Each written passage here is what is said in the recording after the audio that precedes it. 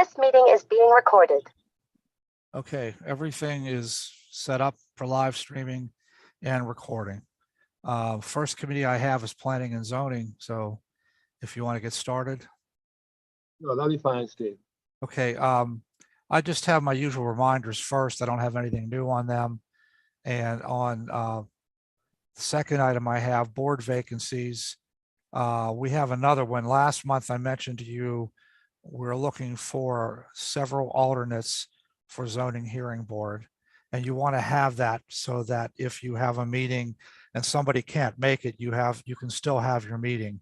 The reason, of course, being that there are time constraints on a lot of things that have to be done by zoning and planning. And if you don't follow the proper time constraints, you may end up granting permission for somebody to do something that you don't want them to do. Planning Commission also now has a person who resigned, Kristen Amos Abani, but she was an alternate. There are two other alternates on Planning Commission. So that's not necessarily a serious issue right now. Although again, Planning Commission is also one of those that can have certain time constraints depending on what it is they're reviewing and studying, like a development, for example, or what have you. So both of those should probably get filled with zoning hearing board being a little bit more necessary than the Planning Commission. I don't have any names. No one's giving me any suggestions. I don't have anybody out there that has applied. And of course, in a month or two, we'll be advertising for vacancies again for all boards, not just these two. But I wanted to make sure you were aware of that. I don't have anything else to say about that unless you have a suggestion for names or if you have any questions for me.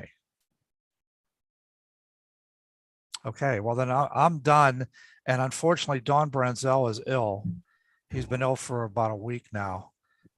He's okay. I've talked with him, but he is unable to be in the office. Dave Naylor has been following up on some things with him, and Don has been staying in touch with us via phone, but he's not able to give a report tonight. And I don't have anything necessarily that I can report. Well, maybe he can update us when he gets better. We can find out if there's anything going on that we need to know. Sure. Bill, I have something I'd like to bring up.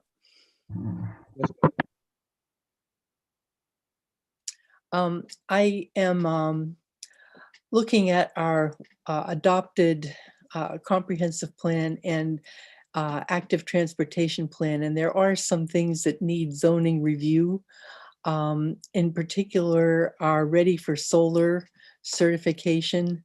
I think we have a couple of things that we need to adjust in our zoning, not so much the content, but in the availability and access and how you can find them. So there are a couple of issues like that that I'd like to put on the agenda for this committee going forward. It isn't anything that will cost money. It's just something we need to attend to. The other piece is if we get the grant that is pending now, I spoke to Senator Costa at the Pennsylvania Municipal League, the one for the trails and the steps repair. That may need some zoning approvals if we do connections from the walking neighborhoods into the parks. We might need some zoning changes in order to access the parks from the streets. So I just wanted to put that on the agenda as things that we can watch for that going forward. Steve, yeah. I have a question. When you say zoning, you're not talking about the need to go to the zoning hearing board. You're talking about just things in our The own planning commission. zoning ordinance. Zoning commission. Yeah. Zoning Okay. ordinances. Yeah. Okay. I also have a question. I saw that in Dave Naylor's report that Drew's Restaurant has a new owner that wants to put a car wash there. Do we have any say in what goes in that space, or is that just up to the owner? Well, you do in our zoning. You might want to ask. We can't talk about that. I mean, okay. All right. Sorry. I'm done. Okay, so I'm sorry. Do you want me to include those, Mr. Verlaine, on the committee in the future? Those- I've heard this thing, that, there's some concern down there regarding, business traffic, and, I think it needs to be discussed. We can do that. Okay, I'll put it on future agenda.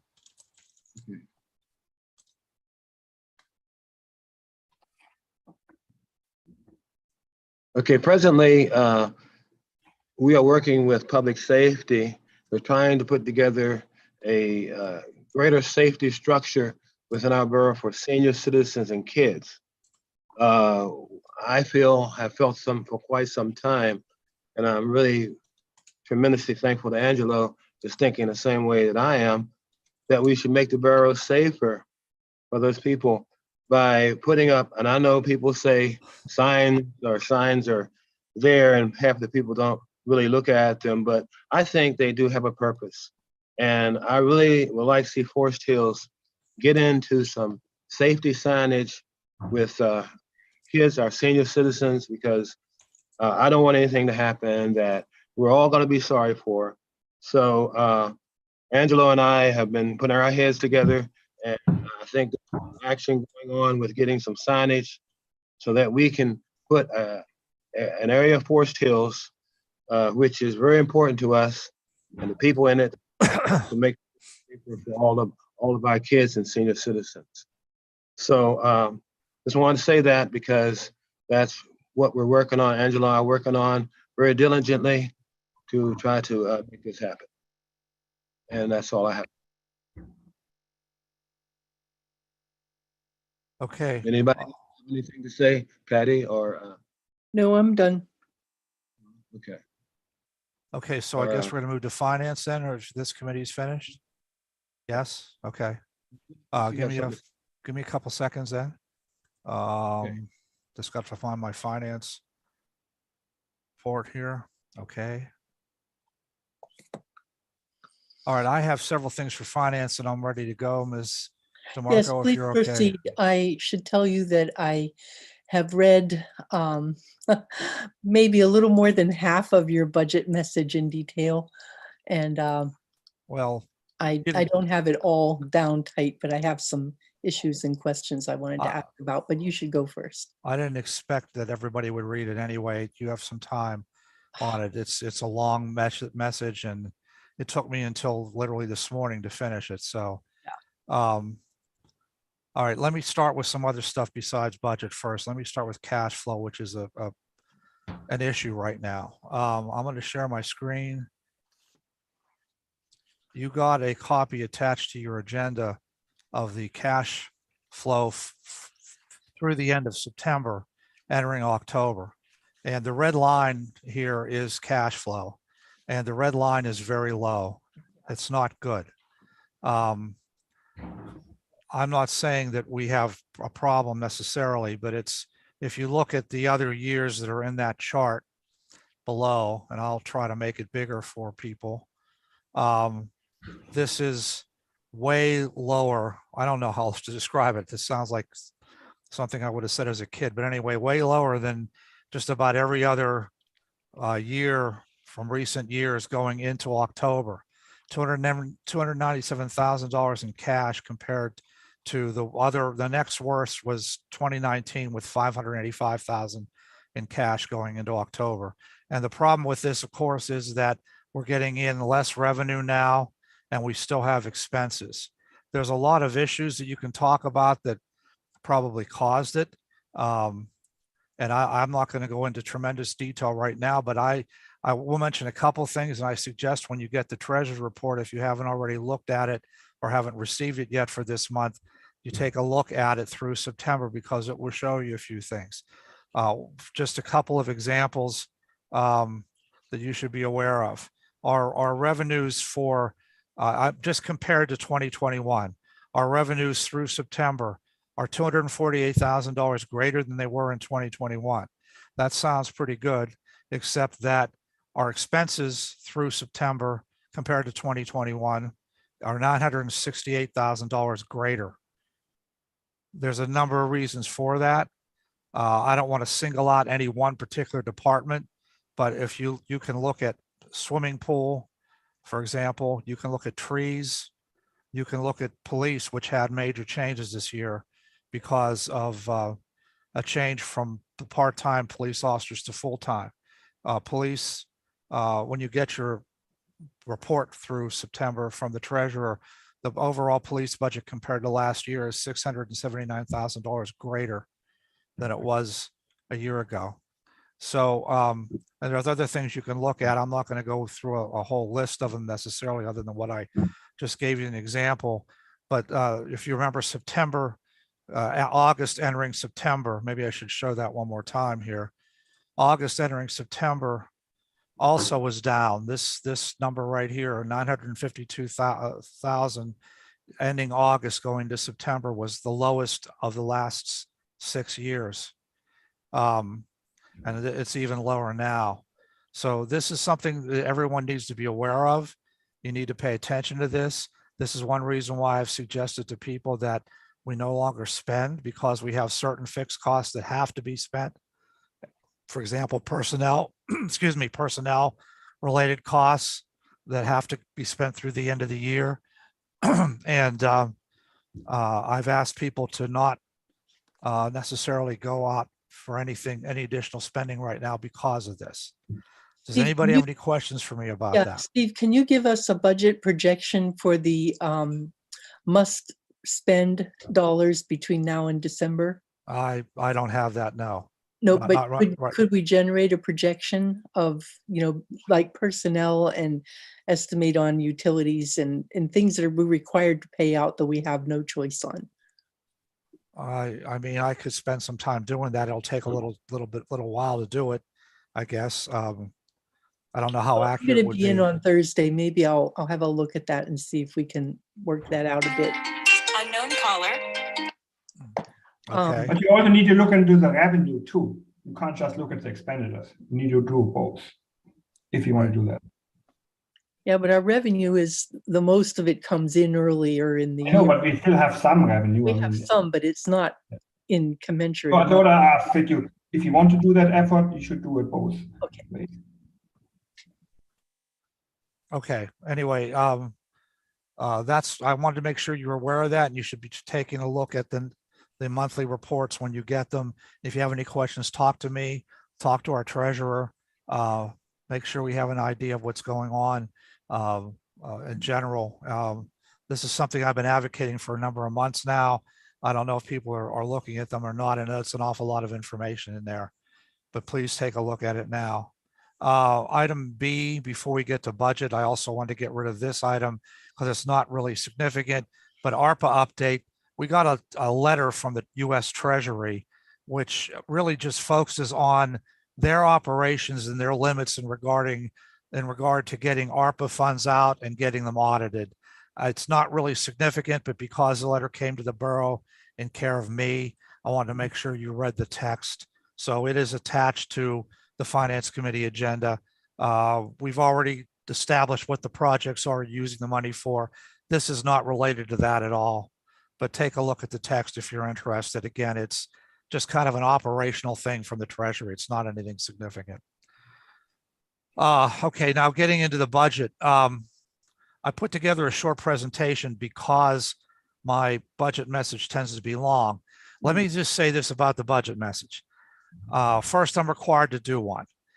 I'm required to do a budget. And that makes complete sense. Everybody does a budget message of some kind, and anybody who's doing a decent budget does some kind of report.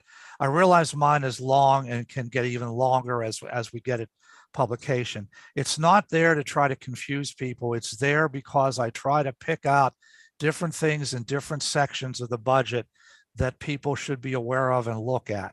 And that's the reason why it ends up being long.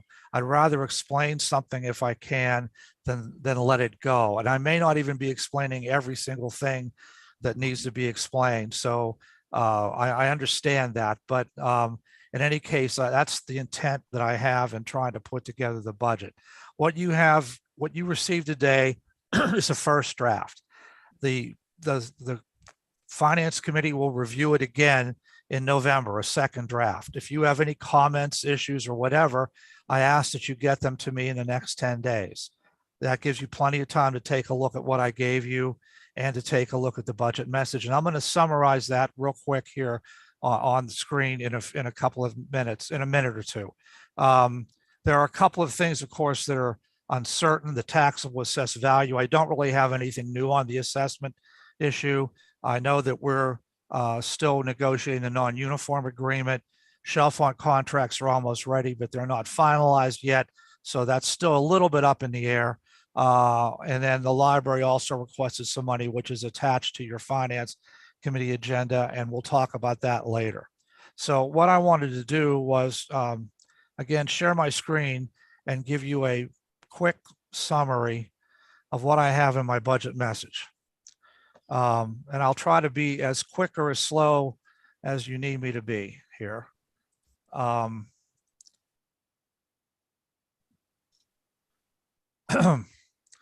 This is the summary first of the major budgets. The only one I don't have any information on yet is corrective action. The engineer and I usually review that. I usually hesitate to do that right away because I want to make sure I get any last minute items as far as projects are concerned, anything last minute from Alcosan, or any other issues that the engineer may be aware of as we're developing other projects. So There are briefings from Alcosan on the. I'm sorry, what?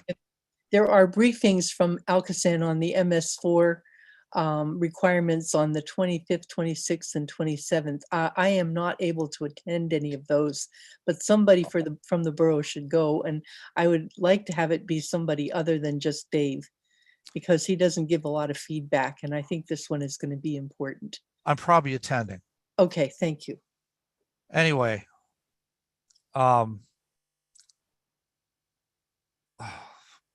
anyway, that's the reason why there's no corrective action. But you can see the numbers I have in the first draft for general fund, road improvement, liquid fuels, et cetera, in front of you. I'm also showing you the 1 year for the capital improvements plan. We'll talk about that a little bit later. The general fund numbers, that's the one that's most important because that's what you have to approve by December 31st. And that's a 2.3% increase compared to the 2022 budget. It's due to a couple of factors. Healthcare costs have increased. Workers' comp costs increased significantly with the new insurer. We're still looking for alternatives, by the way, but I don't have anything yet. The taxable assessed value is dropping. The fee resolution is incomplete. I'm asking you all to give me any input if you have any. I've asked the engineer and solicitor to review to see if they have any updates. The only thing I can tell you right now is I'm estimating the trash fee will increase from $250 to $262. That's not set yet in stone, but I'm pretty sure that's a good number. And that would then also be a $50 discount for qualifying seniors. And I have a couple other notes that are on the Finance Committee agenda that you can take a look at. As you review the budget message, I would suggest you take into consideration the effect of the pandemic, which is still out there, despite what some people say. Obviously, general economic conditions, especially the inflation rate's an issue right now. There are some new and deleted budget line items that I'll explain to you in a minute. Take a look, of course, at the other budgets. The real estate tax shows a decrease based on current taxable assessed value, and it's been dropping since the beginning of the year. I had some comments in the budget message on pages 6 and page 15 on the millage rate. I'm not recommending an increase, and the library contribution remains the same.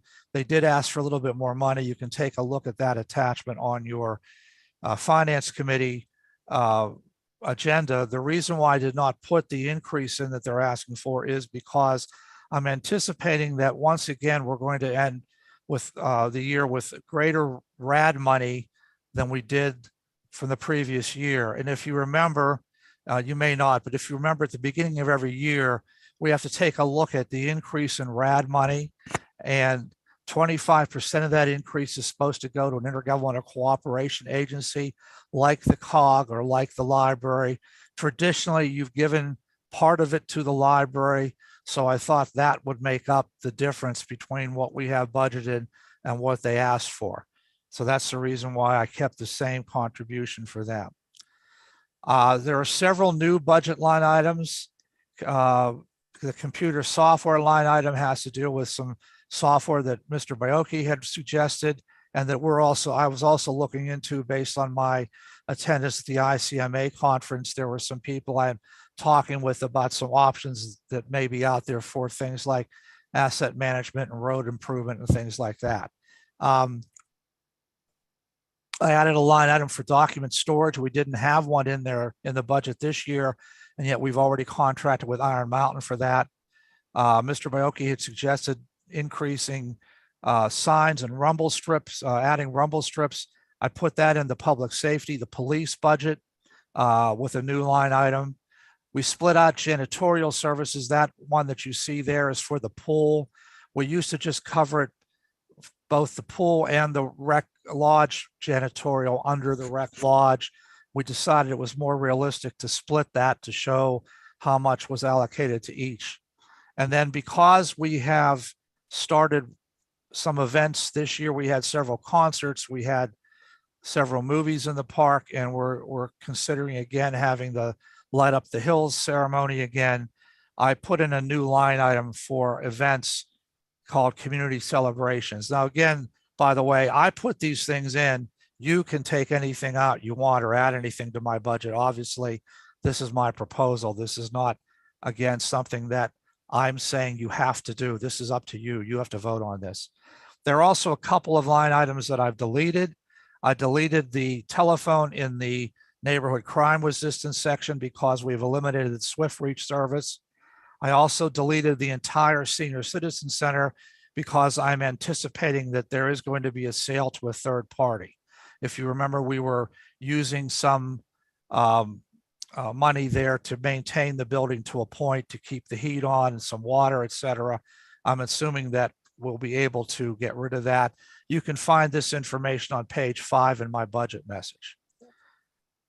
Then state aid for pension tends to be the greatest issue because not only do we have a large cost, the MMO that you've reviewed in September is usually a big cost, but we do get some state aid for it. We received more state aid than I budgeted, about $20,000 more, but I'm keeping that number conservative as a revenue for next year again, because of advice we had from our actuary to do that, not to anticipate that we're going to get more state aid than might be realistic. So I have that number, what I consider to be realistic. I also want to repeat something I had last year on my budget notes, and that's the fuel fee. We still charge 25 cents per gallon for use of fuel pumps for all non-Forest Hills users. That rate was established over 20 years ago. So that means, for example, our current right now price per gallon is $3.74. We add 25 cents rather to that for anybody who's a non-Forest Hills user. Now, there are reasons why we do this, and there are also reasons why we might want to keep that. If you recall from last year, we discussed that in exec session, so I'm not going to discuss that any further here. If you want to raise it, we can talk about it further in exec session. A summary of real estate taxes based on the county's reported taxable assessed value.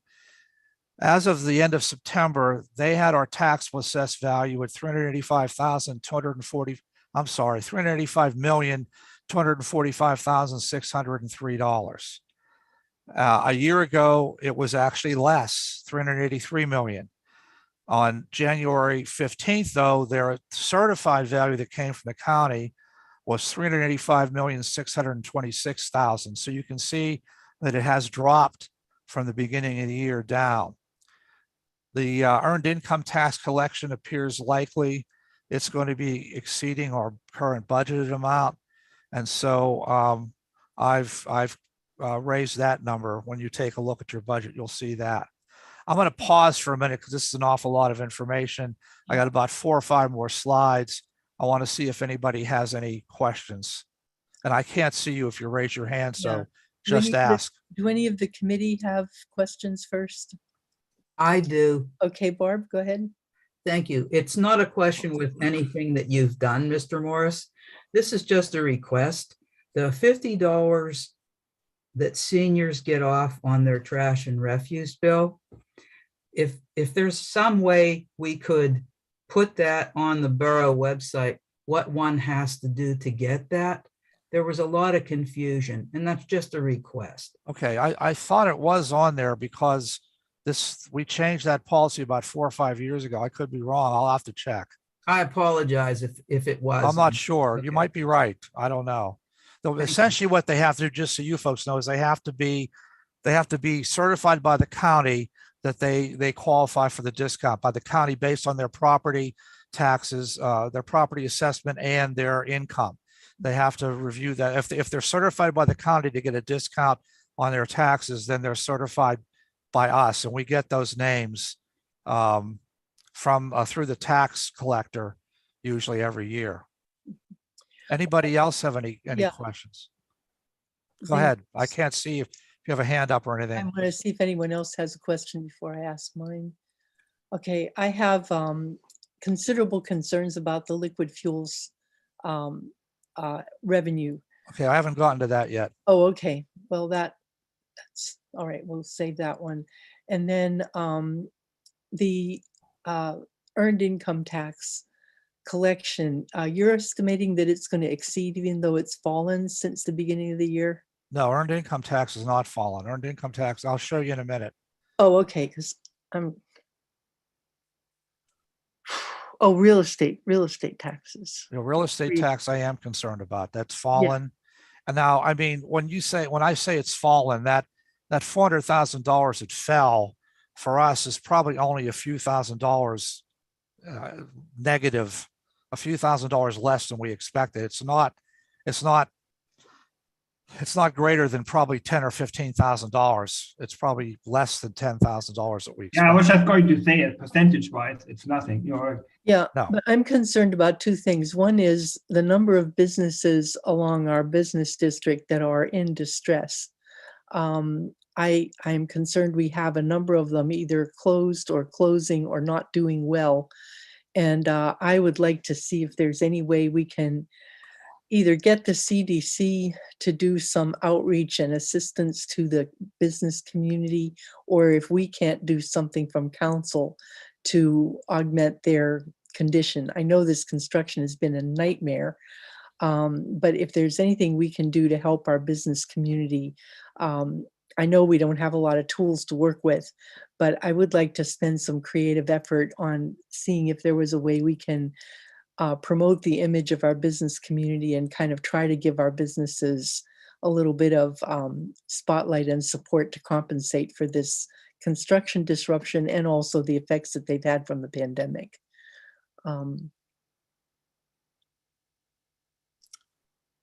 Any other questions or comments from anybody so far on stuff I've talked about? Like I said, I have a few more slides. Okay. Okay, let me go on then. General fund expenditures, just a general summary. Salaries are based on the current contract agreements, including an estimate for the non-uniform contract. Part-time and non-union full-time salaries were estimated increase of 2% based on discussions with the council president. And so I'm not really showing that necessarily here, but that's what we estimated an increase for people like me, for the treasurer, for part-time employees, pool employees, et cetera. You can take a look at my budget message on page 24 and see the non-union salary proposal. Again, that was prepared after discussion with Mr. Erbaldinger, President Erbaldinger. Here are some key line items and how they compare with the 2022 budget.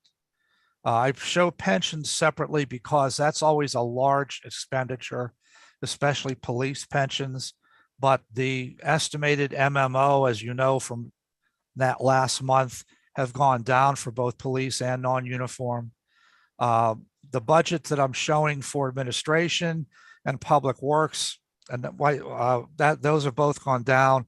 When I say public works only, don't forget that public works is also separated into a couple of other budgets like street maintenance and sewer.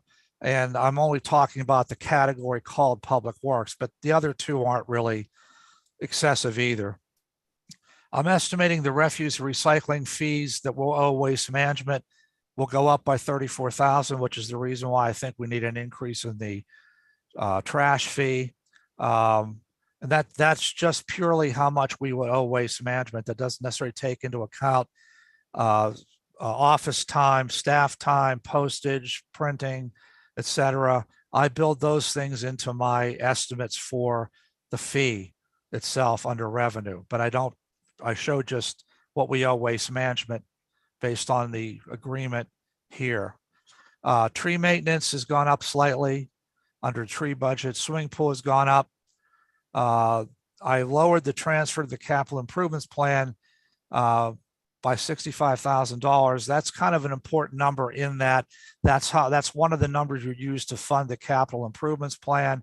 But there are a lot of carryover dollars right now, and there is a reserve in there. So I have to balance the budget without a tax increase. So I couldn't really add too much more to that.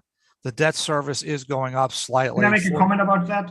$4,800. Yeah, go ahead. About capital improvement, we have potentially the sale of the senior rec, we have the ARPA money, we have we got a new grant from PA, so we should use that 60,000 as a buffer. You could maybe even cut it down completely if you need to. Sure. I don't think we should cut it out completely. I agree with, Just as a buffer, I mean, I agree with the 5,000 reduction for this point. actually because we need to 65,000. balance- I'm We not sure need what you're to talking balance about. the budget, Hang on, I'm talking about the $65,000. Yeah. reduction. but it went from It's 5,000. 5 to 60. Okay. I mean, we can use it as a buffer. Am I reading Well, that okay, wrong? just realize right now you have a balanced budget. There is Yeah. no tax increase. So you can Yeah, make but changes Patty, if I you think- want. Hang on, I think Patty misunderstood that. I think it was 125. We Okay. went down by 65. Yeah, well, I think that's more than plenty. Yeah, but we have, I know, again, it's just a suggestion to use as a buffer if we need to. I'm not If saying you, we have to. if you think there's some money you want to move from one line item like that to another, for example, you could do that. But again, you have a balanced budget right now, Right. no tax increase, et cetera. So you don't have to move anything necessarily. It's Right. up to you. I would leave it the way it is. I think we're fine.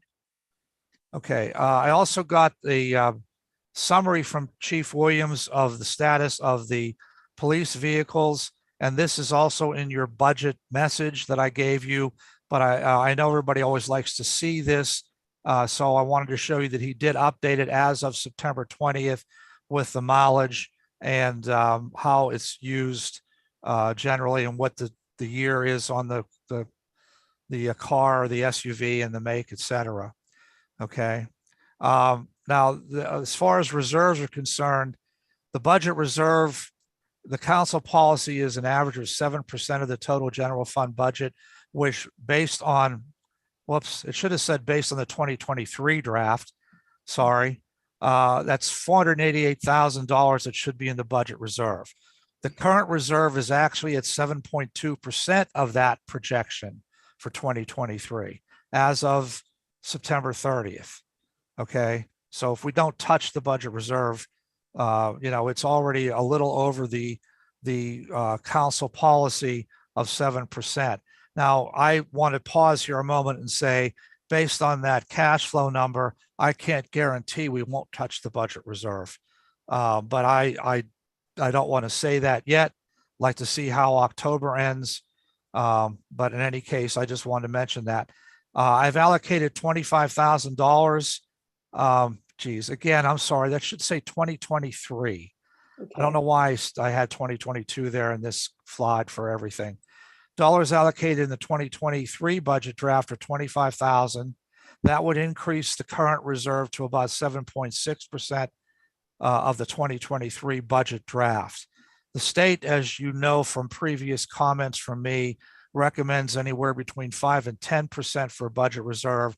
And I've seen updated documents from different training that they've done recently that they're even recommending as much as a 15% reserve for the for budget. So, we're right in the middle of that right now. Capital reserve is also something you have money set aside for. Council policy is to eventually get that to 250,000. Right now it's at 108,000, and my allocation for the 2023 budget is to add $10,000 to that. I don't see any way of increasing that further, unless of course you want to move some money around from other things. But the intent originally, when this was put into effect by council, was not to get to $250,000 right away. It was to get to there slowly over time. And we've been doing this for about, I want to say 8 or 9 years. So it's not something that has to be done necessarily immediately, but that's what I put in there. Now that's my summary from the first few pages of my, whatever you call it, budget message. Sorry. Wait a minute. Let me get out of this. There's a couple other things I wanted to refer to, but again, let me pause a moment. Does anybody have any other questions about things I've presented so far? Anything from the committee or council members? I have 2 questions. I don't have any, Patty. I just want to say thank you, Steve, for Yeah. having a balanced budget without raising taxes. I think that's the key. Welcome. Yeah, I thank you as well. It's a lot of work, especially doing it timely, so we could see it a month in advance of when we have to act. I have 2 concerns. One is your earlier pages of your budget report, you mentioned that we're facing a 9% inflation in our expenses increases. I have some concerns about that. Because I'm not sure how much of that is going to filter down through to our expenses, but I'm wondering if it might be a good idea to institute some sort of efficiency and economy measure for things that we tend to buy a lot of, and like single-use things, like we buy supplies that maybe we can go to a different format that are more reusable or that don't require replacing so often. I'm not exactly sure what they are, but I'm wondering if we could ask for suggestions, especially in the Public Works Department, for things that we are constantly ordering. I mean, I'm always signing checks for mats, key replacement, gloves, things like that. They add up, okay? And I'd like to just know if we could possibly find some efficiencies in our operating expenses in these areas, especially when we're in a tight cash flow situation. And you didn't talk about the liquid fuels budget for. That's next. You're coming next, okay? Because I have some serious concerns about that. Okay. Anybody else have any questions just about general fund and that presentation so far? Again, that's just a thumbnail sketch of what's in my budget message, mainly the first 8 pages where I have an executive summary. But you know, if you have anything more, I'm happy to go over that. If not, I'll move on here real quick. I had a question, Mhm. Steve. Yeah, go ahead. What would you say are our 3 biggest challenges going forward? 3 biggest, I'm sorry, say it again. 3 biggest challenges with the budget going forward. I would say, well, obviously the economy, the inflation rate and what's happening with that. Personnel costs are always going up. That's going to be an issue in general. And I would ask that you folks try to monitor it right from the beginning when you start seeing treasurer's report, and maybe we take more time in Yes. finance or something like that to go over it. I don't know. But I think the more you can stay on top of it and aware of it, the easier it is for me, because when I, for example, tell somebody you can't spend money, sometimes I'm telling an employee, sometimes I'm telling a member of council or the mayor. And, that's just me as manager. You guys have a little bit more authority than I do. So I would like to see, you have a lot more authority than I do. I don't know. Anyway, I'd like to see a little bit more interest from council as far as making sure you review these things and maybe we talk about them, either because you have questions every month or because we do some kind of formal reporting. Steve, every I have month. asked that the treasurer's reports be included in the business meeting. I think they should be discussed at the finance committee in advance of the business meeting No. every month. The Uh, treasurer's report is fine, but all that shows is balances. Yeah, What I'm talking about is seeing revenues and Trend line. expenses in the, that's what I'm talking about. yeah, the trend lines. Because I compare the treasurer reports each month to each other so that we get an idea. And I've been concerned about the cash flow. You know, I raised this last month and I've been concerned to see that report again. And that's why I'm looking for things that we have control over, because so many of our expenses are fixed and are not, you know, really under our control on a day-to-day basis. So Right. those things that we do have some jurisdiction over, I think we should sharpen our pencil on them, Right. just as an awareness issue, if nothing else. And just to build on what Mr. Watkins had asked, the reason why I say what I said last is because if you recall, when we had that budget meeting on a Saturday in, Yeah. when was that, August? I don't remember. One of the things I July. pointed out to you was the number of fixed costs that there are. Yeah. And there are a large number of fixed costs that can only be changed by council policy, one way or another. The other, I mean, the problem I had with this budget was I only had a few people who decreased what they asked for. Everybody, a lot of people asked for more, and that was the challenge with that. But I think if you're more aware, and if you're especially aware of what I consider to be fixed that I can't adjust or that staff can't adjust, we have to pay, you know, I think that would be a big help as far as you folks being aware of what's going on with that. I'll be happy to share that list of fixed costs again, by the way, if anybody doesn't have it still, or Yeah, you it know. would be good to post that again and bring it back to top of mind. I Yeah, think. I do it. I have it set up was in my Excel spreadsheet that it populates every time I update the spreadsheets for the budget. So when I do a final budget in December, I'll have a final fixed cost summary, you know, based on what my impressions are of fixed costs for the borough. Okay, So that's the other reason why I suggest when Mr. Watkins asked it, that's the other reason why I suggest council take a little bit more of a look at these things from month to month. Okay. Anybody else? Yes, I have one question for Mr. Morris. I'm not asking for this right now, but can you provide the cash flow, the formula that's being used for the calculating the cash flow? I know you can have several different formulas, but Well, I can tell you real easy right now. I'm using a very basic. I think I just closed out the cash flow thing. I'm using a very basic program in Excel that let me see if I can find it here. Hold on one second.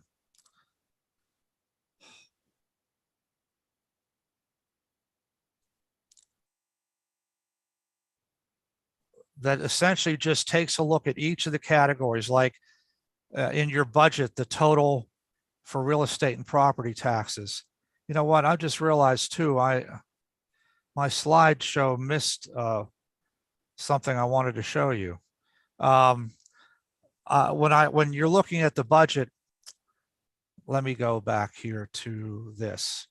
When you're looking at the budget, I'm looking month to month at what the bottom line is at each of these account numbers. Account 301, total real property tax, whatever the month to date number is for that, month to date number for this, month to date number for license and permits. That's what I'm showing based on what's in our accounting system after the month is closed out. So it's a very basic, it's a very, very basic spreadsheet where these numbers are all month to date for each of those categories. And that's what I'm doing. We never used to do cash flow, and I looked for the simplest thing I could find, and that's what I came up with because I thought it was a better measurement than anything more complicated. Anybody else have so any it's a questions? direct reflection of the actuals, basically. Yeah, it shows what the actual were at the end of the month. Yep. So like I mentioned, it's a snapshot at the end of the month of where things stood. It also does not necessarily show corrections that were made. And in September, for example, there were several corrections that were made in expenditures, and yet expenditures were still up. And I did show those corrections as I caught them before I did the cash flow. I don't always catch them right away until after I do the cash flow. So it doesn't necessarily show all the corrections there either. Okay, if nobody has any other questions, let me go back to, I was going to show you some of the, just real quick. So let's start with liquid fuels since Ms. DeMarco has a question about that. This is the liquid fuels budget that I'm anticipating for 2023. And rather than explain it, go ahead. What's your question? Well, I have two concerns. One is we get this as a portion of the state allocation from gasoline tax collections. Right. And for a number of reasons, gasoline tax collections have been lower at the state level. People are driving less due to the pandemic. They're Right. driving more efficient cars and they're converting to electric cars. I raised this at the PA Municipal League as well, and there is a concern that a revenue replacement for use by the local governments to cover things that we use it for, like paving and so on, has to be addressed. There's no interest right now in the legislature of doing that. So that leaves us with the onus of trying to figure out how to make ends meet when we're looking at a likely continuing to decrease revenue stream on liquid fuels. I know that we're looking at converting some of our fleet over to electric as well. And some of the issues that we're looking at there include, if we put in public charging stations, how much do we charge and is there a tariff? Lots of questions, not too many answers. The other concern I have is that some of these expenses on, for example, salt, magnesium chloride, skid control, that kind of thing, those are really weather dependent and we don't have a lot of control about that. We try to monitor and not pre-purchase more than we need, but if you need it in a crunch and can't get it, then it's worse. So that's partly a public safety issue, but I don't know how we can make any adjustments to that. Our electricity costs, I think that number is something that we can work with a bit. Right here it says $10,000 for 23. Is that for the entire, that isn't the entire electricity, that's just for the, No. for the, That's electricity related to anything with roads. with roads, Like right? traffic signals already are one thing, but Right. for example, if there are some street lights, you know, or things like that, that we can adjust to that. Well, Now, we that will don't, be do under that's not our, Siemens is looking at streetlights and we may be able to find some savings in that area. And also the electricity use in some of the garages and so forth. So we'll be auditing that one. well, look some at of it. that doesn't apply to this. Liquid Okay. fuels is a very limited and specific. I can send that to everybody if you want to see it. There's a very limited and specific Yeah, it's in your use big for that. it's in your big budget message. There's a very detailed description. Mr. Erblinger, you have your hand up. Yeah, I just want to, I'm on council, I don't know how many years, and salt, I think we should just rely on Jimmy, our staff member, to budget for that and plan for that. In the past, we had occasionally a year we had to buy extra salt. We went over budget. Most years we don't need it all, or we have excess. I think that nothing, like you said, we can plan for it.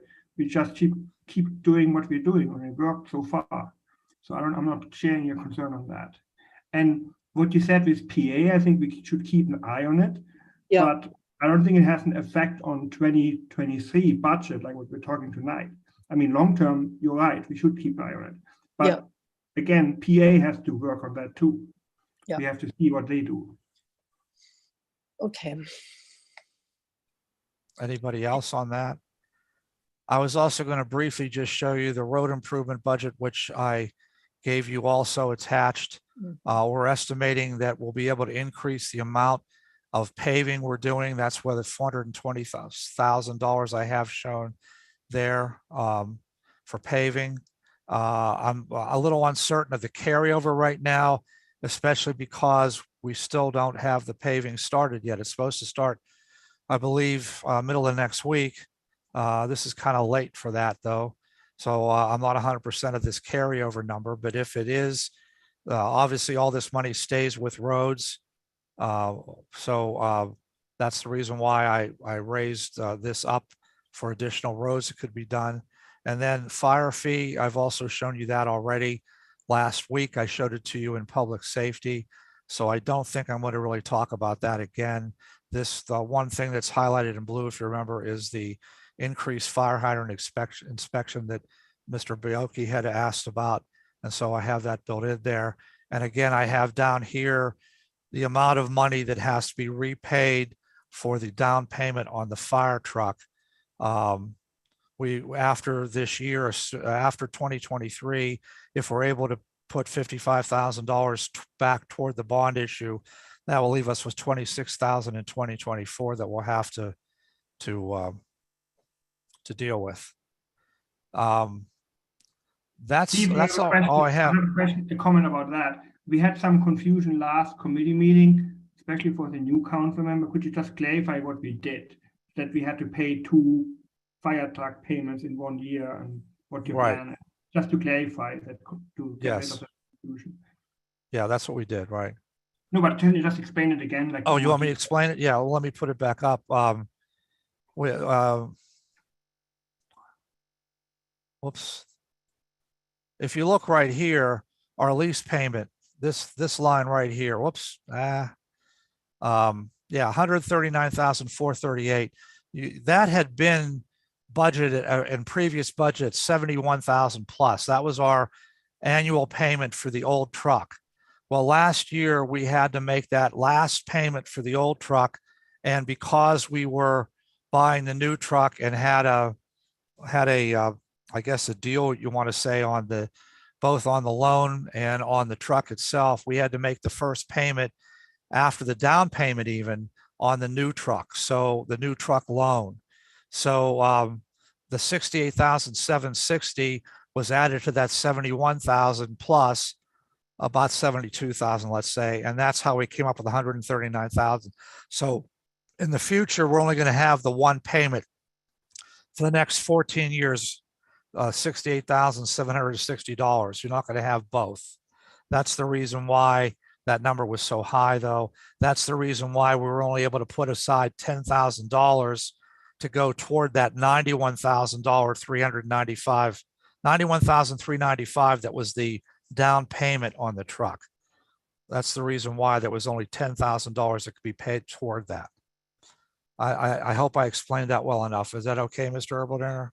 So basically you plan about 5 years or so to pay it back. Yeah. Or Yeah, I think we estimated 5 years for that, For the what? for to the pay pay. back the loan. Oh, for the down payment? Yeah. Yeah. Oh, yeah. But you should have it paid back in 2024. Okay, I mean, I don't see any reason why you couldn't pay off the $26,345, assuming we're able to do this month, this year. I don't see Okay. any reason why you can't. Okay. The only other thing I was going to talk about with budget, well, 2 things. I already mentioned the fee resolution.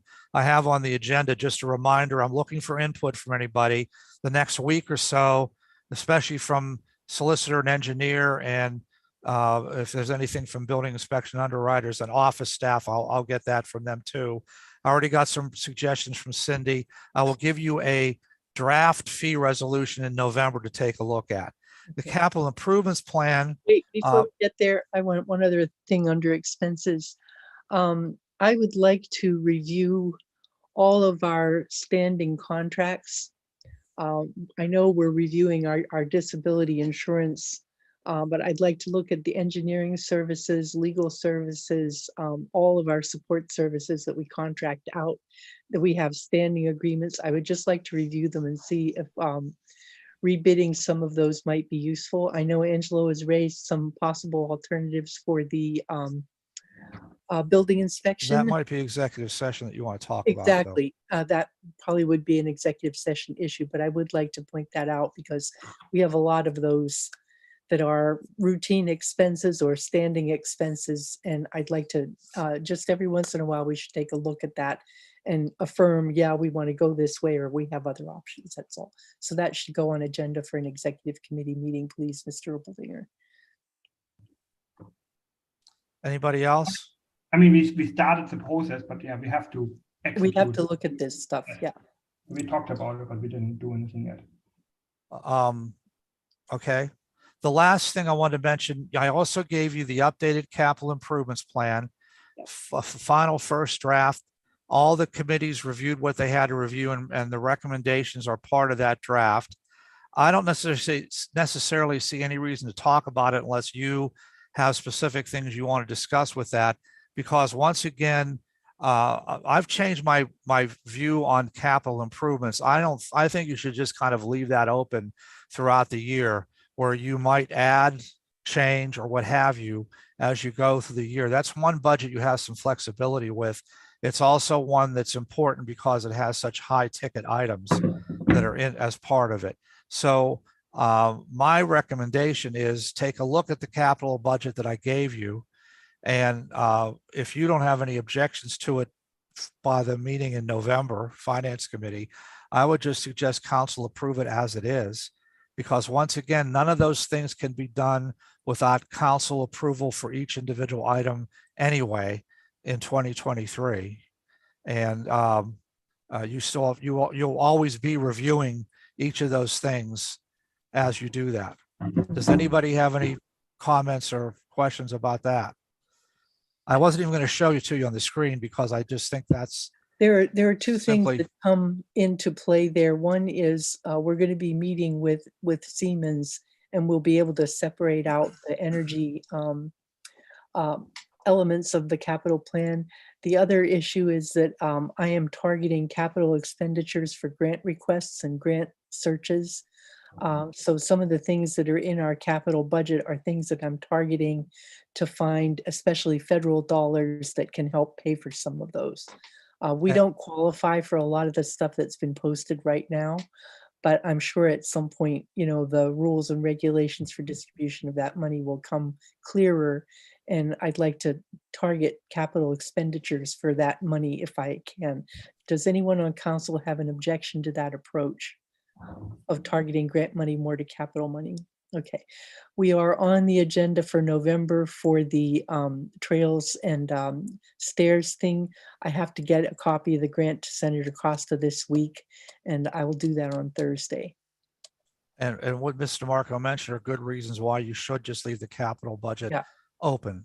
Not spend a lot of time analyzing unless somebody suggested such a stupid project or a weird project that you want to just eliminate that, like, I don't know, buying me a new suit or something. I don't know, whatever. I can't think of anything, but I'm sure there's a lot of stupid things out there. If you would see something like that in the capital budget, sure, let's get rid of it. But I mean, basically, you have to approve everything anyway. So if you don't have any other questions for me, any other information, let me just conclude by saying, take a look at all the budgets. Any comments, please get them to me if you can within the next 10 days, because I'd like to redo them and give you a second draft if there are any changes, because in November, the idea is that you will approve a preliminary budget for advertising. And I can explain more about that later. But in any case, I'd like to have everything ready in time for the Finance Committee meeting in November so that I can show you any changes that were suggested or any issues that people brought up. Well, Steve, I want to take this opportunity to thank you for your diligence and expertise in getting us a balanced budget without having to increase the millage. I was really, really worried about that, and I'm still worried about that, but I think this is a very well put together budget and addresses most of the concerns that people have raised. And I really appreciate the work that you and your staff have put in to do that. Thank you. You're welcome. Thanks. That's all I have then. Okay. All right. All right. Is there any other issues that anyone wants to bring up under finance? Any other subjects? I would be, I have a quick comment to make. okay. Update on Chalfant is actually like one of his Steve's thing. Chalfant basically agreed on both public safety and public works contracts, and tomorrow they have their council meeting. So it will be basically, they will approve it tomorrow, and then we will approve it next week. Okay, So excellent. and Thank you. Steve, I think you probably put the numbers of our drafts into your budget. Yeah. For those. Yep, perfect. Okay, good. Okay, without any further ado, then I will adjourn this portion of our committee meeting, and thank you all for your attention to looking at the details as you have them. I know it's a lot of material, and I only got to page 18 on the budget message, but I am going through it carefully, and I will talk to Mr. Morris separately on Thursday. Okay, so I think that adjourns this committee. Thank you very much. I'm ready for committee of the whole, Mr. Erwedinger, if you're okay. Yeah, you're okay. Okay, I can move pretty quickly through this. Item A, I want to remind you, we had talked about moving the meeting dates for November committees into Thursday, October 27th for the first committee night and the second committee night, November 1st. And we would just move the committees up that way. The first committees would still be public safety, et cetera. The only thing I wanted to mention to you was the 27th is also a date that the Planning Commission is holding a live meeting, but since we're doing Zoom, I don't see that as a problem. I don't see any necessarily an issue there unless council members were going to attend the Planning Commission meeting. That's the No. only conflict. So if there's no conflict, no problem with that, I will advertise that, but I just wanted to bring it up one more time. Everybody okay with those dates? October 27th is a Thursday, and then November 1st is a Tuesday. Okay, tax collector, just a reminder, I know Mr. Corbel had suggested he'd like to get some specific information from you. Don't forget that you have to do something about, if you're going to, about changing the ordinance for the tax collector and how much you're paying them and covering of their costs, et cetera. And again, because you'll have a new tax collector at the end of 2023, since Ms. Sullivan is just doing this year and next year, there'll be somebody running for that, hopefully. But I have a comment to make on that. I asked Janet to actually approach Jordan Tax Services to get a formal proposal. If we would outsource it to them, how much it would cost us. Essentially, we would have a tax collector. We still have to have an elected position, but it would be like a tax collector light.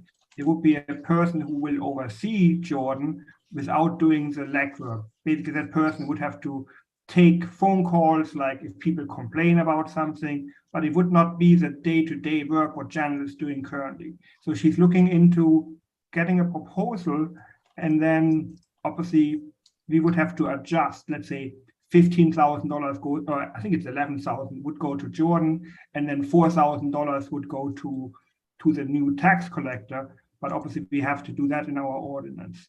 Currently we pay Janet 15,000. If Jordan would charge us 11, we would give the new tax collector 4,000, but it would be substantially less work. But we still have to actively find someone who can do that. It would be basically an administrative job, but not as much hours as Janet is using.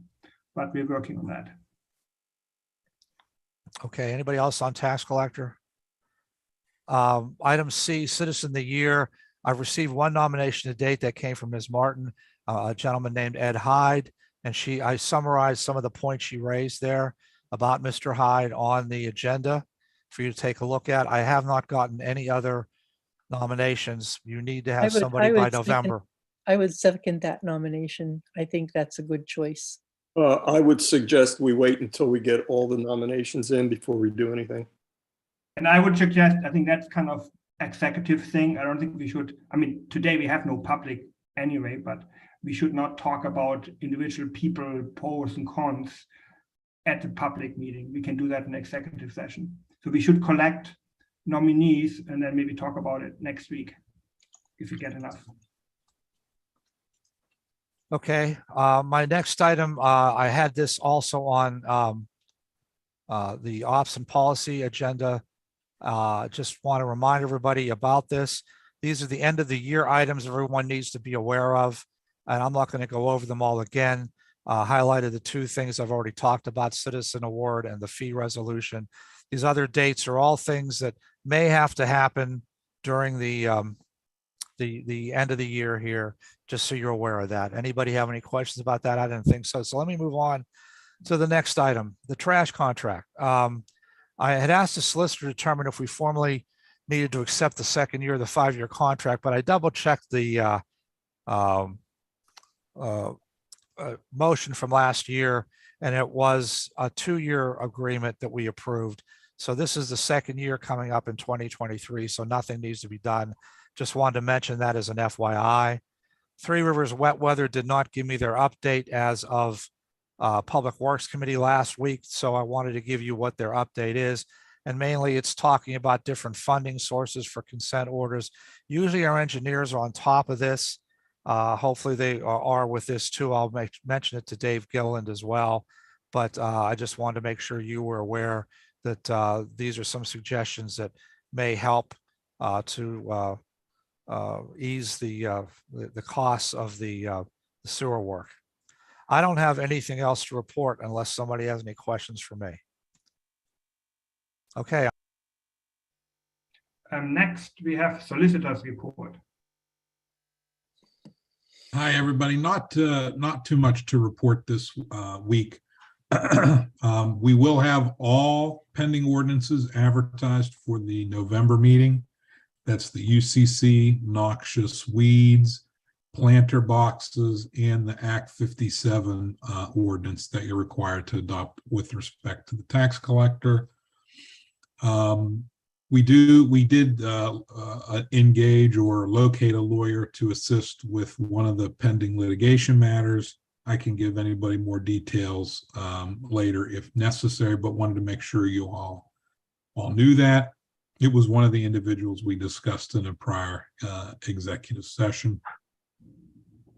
And then lastly, the only outstanding item I think that you all should still think about is with respect to the Fireworks Act and how you would want to or not want to regulate that moving forward. So just putting that back on everybody's radar, see where we wanted to go with that. So, and that's all I have unless somebody has a question. Or I thought we agreed on that to go with a hybrid, that we basically go with a state. We don't allow it except on 4th of July and I guess December 31st, something like that.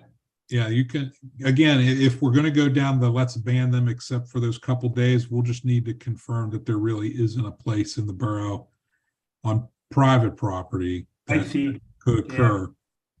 So if you don't have that, then there's no point in doing it. You're right. Because if you would say we allow it and then there's no place to do it, then we shouldn't do it. You're right. Right. So right. That was the 150-foot rule, right? That's right. I mean, we can look at that, and I could talk to Dave Gilliland and look at that 150-foot issue and see if there's any place in the borough, and then maybe report back. We can have an executive session at like typically after the business meeting in a couple weeks, and maybe put that on the next committee agenda. All right. I'll call Gilliland. And we have a couple of HR stuff we have to talk about at the executive session next week. Yeah, we do. Yep. All right. Thank you. Yep. I don't have anything to report. I have something I'd like to report. Yeah, I have you on the agenda. Hang on. No, beyond that. Okay, then. The borough has been represented at a number of statewide organizations for a number of years by myself and sometimes Mr. Morris. The Three Rivers Wet Weather one, I used to go to that faithfully, and I haven't been able to make it to these. I would like to encourage some of our newer council members to think about getting involved in some of these regional and state organizations so that Forest Hills can maintain a presence, and also because we get good information back from those organizations. A lot of these meetings do not cost anything to attend. And I would just like to encourage you to participate in these. The Three Rivers Wet Weather ones are especially important because they give you really good insight information about the compliance issues and about technology issues, and also about grant opportunities that are emerging in that area. And I just can't cover another one right now. I just can't. So I just would encourage you to please look at some of those things with an eye to participating in them. Thank you. Thank you. Do you want to talk about comprehensive plan already? Yeah, I am. I did a summary, which I think I sent around to everybody, which extracted the goals and the vision statement with a little introductory paragraph. I would like to put that on the general committee, the general council business meeting, and have it posted on the website to elicit comments from the public. I don't think. I'm okay with posting it on the website, but I don't want to talk about it at the count. I mean, I don't know. It goes Well, into the minutes in the public Okay. record, and we have Okay. to put it on that we have announced that we're going to do an update to our Okay, that's comprehensive fine. plan. That's fine. Sometimes in a grant application, they will want to have a copy of the minutes where you ordered an update of the comprehensive plan or adopted it. So for Okay. that reason, I would like to have it in the minutes. I will promise you to take only 2 minutes and make it as an attachment to the board packet, and we'll be fine. Just a Okay. quick question. Does this need to be a motion or just under general report as a mention? General report, it'll be a Okay. motion when we adopt it as an update. Okay, thank you. All right, thank you. I promise not to take a long time. It's okay. You can have a little bit more than 2 minutes if you want to. Next, we have Angelo. You want to talk about execution of committee items? I'm sorry, I wasn't prepared for that. Well, I just put it on there as a reminder that you were reviewing it. I didn't know if you had anything else. We And that talked you and about, you and I had talked about including it in the committee rules and regulations, Rules. if you recall. Okay, So I just wanted to mention that. That's all. I didn't know. It should Yeah. probably go, if Jack agrees, it should probably go to ops and policy then first. right, and I need to get a copy of the, I was looking through my documents and I did not see the committee rules. Is Well, that, they're on the website. Assuming that guy who runs the website yeah, that guy, hasn't taken them off, but they are on the website, I pretty think. unreliable. No, Well, actually, you know, it's hard. I, You get what you pay for. I didn't think that all of those were there, but I'll take a look again. If not, let me know. I can Yeah. get you a copy. Okay, that's fine. Let's push stop policies. Okay, next we have the clock bid. I believe, Bob, correct me if I'm wrong, we got one proposal for $15,000. Well, actually, from one company, they gave us 5 separate proposals, but of that, there are 2 that are under our $15,000 grant. But I would just like to explain that each clock came in with a base figure, freight charges, and then there were some additional charges if we so chose. One was chimes, and this was for all the clocks, the installation fee, as well as a site engineering plan. So when I looked at all of them, the 2 that were under the $15,000 grant, one clock, they're both two-way, two-face. One is, they look a little different, but one's 9 foot 5 inches, and the other one is 11 feet 5. One comes in, if we add everything to it, including the base price, the freight, the chimes, the installation, and the site engineering, the one comes in at $13,625, and the other comes in at $14,612. They all have a 3-year warranty. I didn't include, there was an additional charge if you wanted to have a memorial plaque of $295. But since we were kind of trying to stick to the under 15,000, I was wondering if we had enough information to go forward with a motion. Do you have a picture of your favorite? Is it like or is it just they don't have a picture on the proposal? Steve? Well, it came in under another, which wasn't on here. Steve, could we bring those up or? Okay. Yeah, I have it on my computer. Just give me a second. Okay. to find it. And I think we should I knock would it out today advocate if we the can. cheaper one, unless it's truly ugly. I would advocate for the cheaper one, just because we're trying to be careful with the budget. And I don't know what other costs we might have to We do. got a grant for that. Yeah, I think know. 50,000. So I think if we Don't do want it it to cheaper, go that over. will help. Yeah, Okay, but this is these are the options they showed us. mhm. I'll just kind of scroll through this slowly. I don't know if Barb, if you have one that you were looking at that you want me to stop on, let me know. This was actually, this came along with the whole, and including the bid. This was the second part. Okay. If these are like, the one was the two-way Victorian post clock.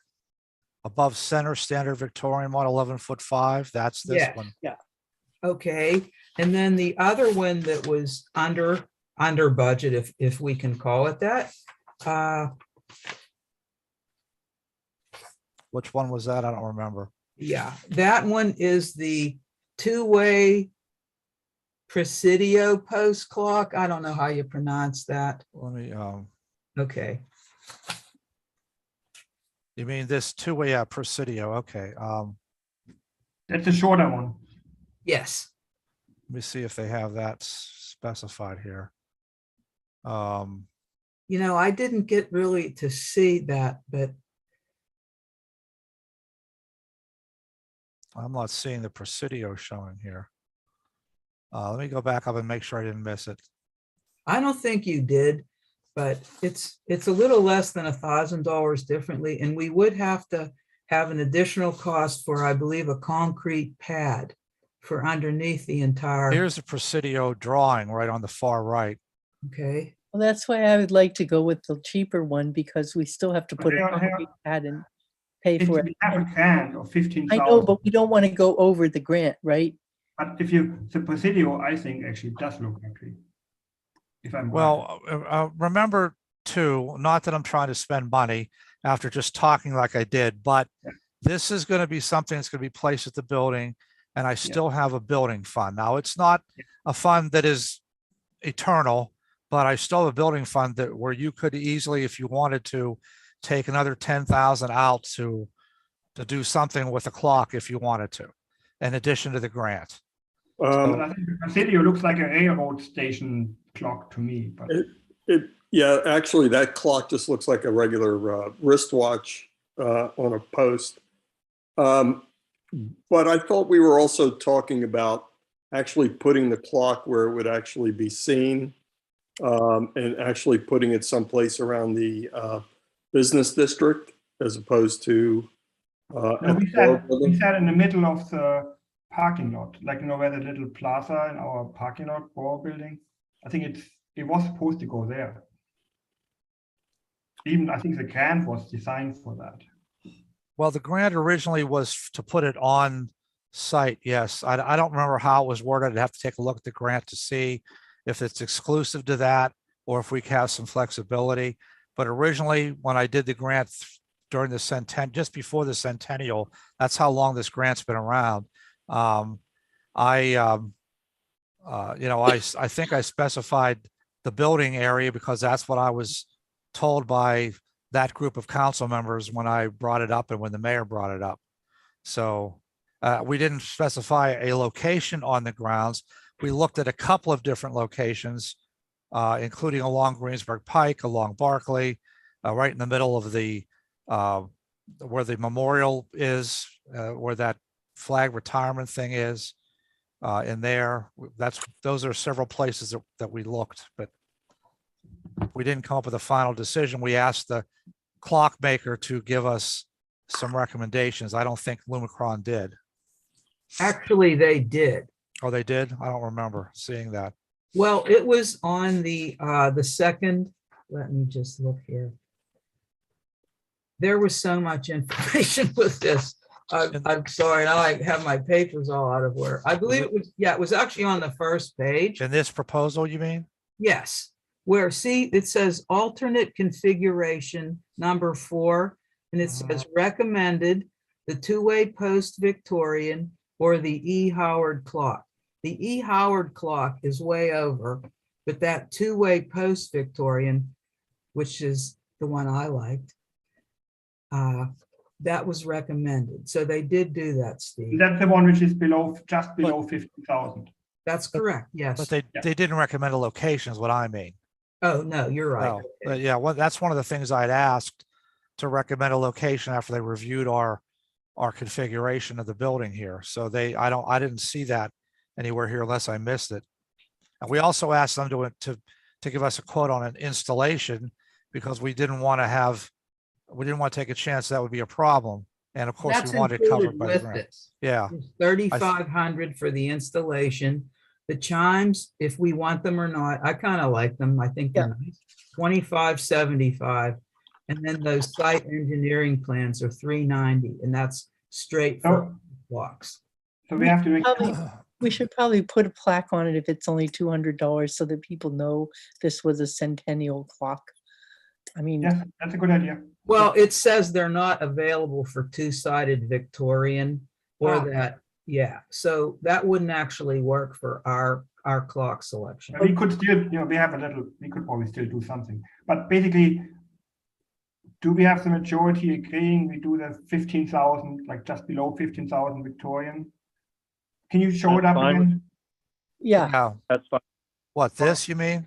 Yeah, so it's basically the fourth from the left. Right over here.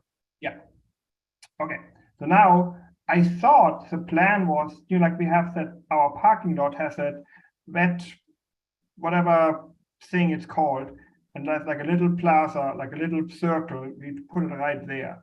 I thought that was our plan. The only thing I didn't know about that was would it interfere with the flag retirement thing? I don't know if they've ever used it since we moved it. But I didn't know if that would be an issue there. So this is the Victorian right in the middle. Yeah. By the way, so. We get that one, and we have to, I think we should aim for that little plaza and maybe move the flag. It's like a mailbox. We can move it if we have to. But I think that one is actually a little bit off to the, not on the center. And you're not doing chimes, is that correct? you are. I like the chime idea, actually. Yeah, we are doing chimes. How loud are the chimes? They're not as loud as a fire engine siren. Yeah, again, I'm just questioning just before residents complain. Yeah, but around where we are, there's no real residents around it anyway. So, but I think you can switch them off. Or there's a timer for that. I think it's automatically that we can set, it actually is automatically, but we may have to ask that gets shut off, just to be sure. Yeah, but I think it is part of it. Okay, so we are agreeing, we're getting the Victorian, and we're aiming for the center in our parking lot. Yep. Okay. Yes. Okay. So Steve, we can put a motion according to that next week. I think if you wanted to, if you weren't sure, you could just simply accept the bid of Lumicron. But if you want to specify it, then that's fine too. Oh, I'm fine. I think we have pretty much everyone agreeing, it sounds like. So we can just- Victorian? Okay. Yep. Yeah, because you're right, we already had a motion on that. Okay. We And I already had a think- motion. We just have to accept the bid. The EMS report can be seen on the agenda. Anyone else has something for committee of the whole? Did you want me to say anything about that closure on Fillmore? I mean, you have a couple of updates, I guess, yes. Okay, so they've begun putting the curbing in, so they're restoring that intersection at Fillmore and Ardmore to its original state prior to the construction. So when they're completed digging there, they're going to open that intersection up. We had made a request to PennDOT to close that permanently. Mr. Gilliland got some additional information, I believe today, that PennDOT would not be able to do a traffic study at least until the project was completed, because that would affect the results of that survey. Furthermore, they wanted to have some additional input from the first responders, because they were told that they were using that to turn in to Fillmore if they were coming eastbound. on Ardmore rather than go up to Marion to turn in. So we have to have another discussion with the EMS and fire department and then proceed from there. PennDOT will do the traffic study whenever everything is fixed. Yes. So that's something we have to do. And they said, once it's open, we either close it or we leave it open. They will not allow us to put a sign that says, no left turns, emergency vehicles only. Yep. I'm not quite sure why that is, but I'm going to look into that a little further as well. That's all I have. I actually wonder, I'm not an engineer, like not that kind of engineer. I wonder if you can actually physically put something into the middle, kind of like a heavy duty rumble strip, which is good for fire trucks and people like emergency responders to cross over. But I guess they said no, but they do it on the turnpike everywhere. We can ask emergency Dan to vehicles look at and- that because they do those kinds of studies all the time. Do you want me to ask Dave, We could Joya? basically physically make it like less accessible for normal cars. That's And obvious. just available for emergency. Yeah. Yes. Well, according to the PennDOT representative, it was either supposed to be open or closed, and they didn't indicate that we could put any other kind of barriers or any kind of. But I wonder if it's a compromise with PennDOT. If we Yeah. have some physically modification that it's obvious people shouldn't go over there. Yeah, there are some other areas further down on Ardmore where there are signs further up and further down. Lafayette, Do not do U-turns. no Exactly. U-turns. Yeah. Yes. So, I agree with you. Well, let's just also remember, it was my first impression that the emergency services, particularly the fire company, did not have a problem with closing that. We'll have to double check with them, but it was my impression in the previous meeting they were okay with us closing that down.